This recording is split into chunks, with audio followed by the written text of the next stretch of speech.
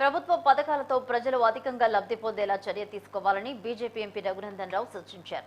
సిద్దిపేటలోని ఐటీఓసీ సమావేశ మందిరంలో దిశ సమావేశం జరిగింది. ఈ సందర్భంగా వివిధ శాఖలలో కేంద్ర ప్రభుత్వ భాగస్వామ్యంతో అమలవుతున్న ప్రభుత్వ అభివృద్ధి సంక్షేమ పథకాల ప్రగతిపై సమీక్షించారు. విద్యాభివృద్ధి అనేది ఒక సామాజిక బాధ్యత అని, కేంద్ర రాష్ట్ర ప్రభుత్వాలు ఆ దిశగా చర్య తీసుకుంటున్నాయని చెప్పారు. ప్రజా ప్రతినిధులు ఒక సామాజిక బాధ్యతగా తీసుకుని జిల్లాలో విద్యా అభివృద్ధికి కృషి చేయాలన్నారు. ఎంపీ నిధుల నుంచి మంజూరు చేయించిన 44 పనులు త్వరగా పూర్తి చేసి వివరాలందించాలని రఘునందన్ రావు కోరారు. వాటితో పాటు 16, 17వ లోక్సభ ఎంపీ నిధుల ద్వారా మంజూరై పూర్తి కాని పనులు నిధుల వివరాలు ఇవ్వాలని సూచించారు.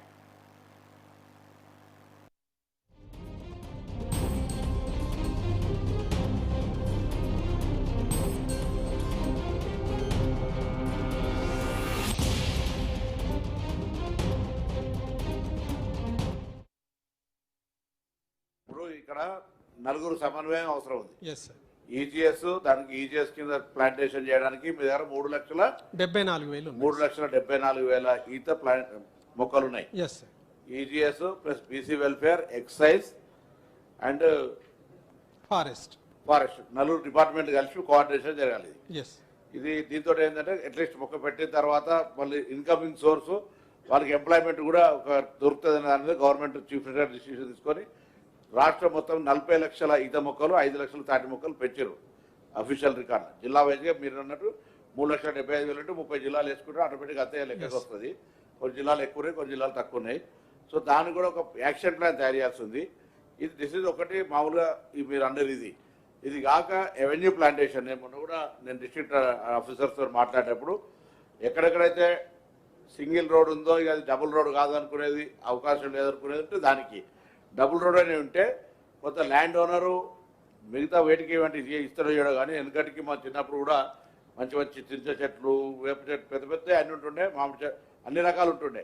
అట్లా కొత్త వాళ్ళ స్థలాలకు పోయి 2-3 లైన్స్ పెట్టేసి మళ్ళీ ఎలక్ట్రిసిటీ పోల్ల కింద కాకుండా ఆ ప్లాంటేషన్ కొంత లోకల్గా కోఆర్డినేట్ చేస్తే మంచి గ్రీనరీ పెరుగుతుంది. కాబట్టి ఆ దాని కొరకు ఒక యాక్షన్ ప్లాన్ చేయాలి. ఈజీఎస్తో పాటుగా కొంత రెవెన్యూ ప్లాన్ జిల్లాలో కొంత గ్రీనరీ ఇంప్రూవ్మెంట్ కొరకు అదొక యాక్షన్ ప్లాన్ చేయాల్సి ఉంటుంది. Okay sir. మెదక్ సిద్దిపేట ఎల్కతుర్తి పోతున్నటువంటి ఈ జాతీయ రహదారి మీద ఎన్సాన్పల్లి వద్ద ఒకటి సింగిల్ వెంట పెట్టి మొత్తం ర్యాక్ వాల్స్ అని గోడలు కట్టేసి ఇటు మూసేద్దామనేటువంటి ప్రతిపాదనతో గతంలో జాతీయ రహదారిని మంజూరు చేసినప్పుడు మంజూరు చేయడం జరిగింది.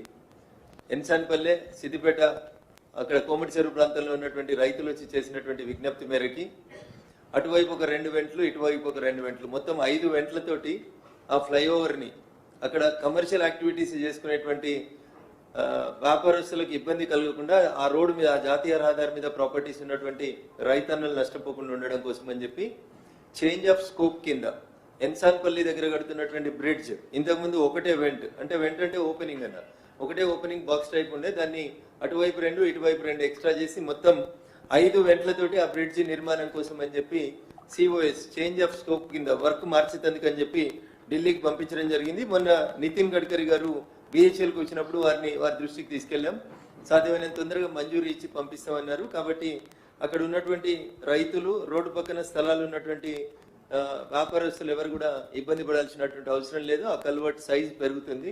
5 వెంట్లకి ఆ కల్వర్ట్ని పెంచుతా ఉన్నాం. ఇక రెండోది, సిద్దిపేట ఎంపీడీఓ ఆఫీస్ దగ్గర 765 డీజీకి ఎట్లాంటి ఫ్లైఓవర్ పెట్టలేదు, ఏం పెట్టలేదు. అది పెద్ద చౌరస్తా, సిద్దిపేట ఎంపీడీఓ ఆఫీస్ చౌరస్తా, బ్లాక్ ఆఫీస్ చౌరస్తా. అక్కడ యాక్సిడెంట్స్ ఎక్కువైతాయి అని చెప్పి కొత్తగా అక్కడ ఉన్నటువంటి వర్క్ని, దాంతోపాటు మిట్టపల్లి దగ్గర ఊర్లో అండర్ పాస్ పోవాలని, రంగదాంపల్లి చౌరస్తా నుంచి అండర్ పాస్ పోవాలని చెప్పి అప్పుడు ఢిల్లీలో ఉన్నటువంటి ఆ ఏజెన్సీ ఒక ప్రతిపాదన ఇచ్చింది. ఆ ప్రతిపాదన వల్ల రంగదాంపల్లి, మిట్టపల్లికి సంబంధించినటువంటి గ్రామస్తుల నుంచి వచ్చినటువంటి అభ్యంతరాలని దృష్టిలో పెట్టుకొని ఒక పెద్ద ఫ్లైఓవర్ని ప్రపోజ్ చేయడం జరిగింది. Flyover starts from library Siddipet. ఇప్పుడు ఎన్సాన్పల్లి బ్రిడ్జ్ దాటిన తర్వాత సిద్దిపేట లైబ్రరీ దగ్గర స్టార్ట్ అయ్యి మీ బ్లాక్ ఆఫీస్ చౌరస్తా, రంగదాంపల్లి చౌరస్తా, మిట్టపల్లి విలేజ్ మొత్తం అయిపోయిన తర్వాత మనకు ఒక వాగు వస్తుంది. అక్కడ రైల్వే ఫ్లైఓవర్ స్టార్ట్ అయ్యే ముందు ఒక వాగు వస్తుంది. ఆ వాగు ఫ్లైఓవర్ వరకు కంటిన్యూస్ గా ఒక కొత్త బ్రిడ్జిని ప్రపోజ్ చేసినాం.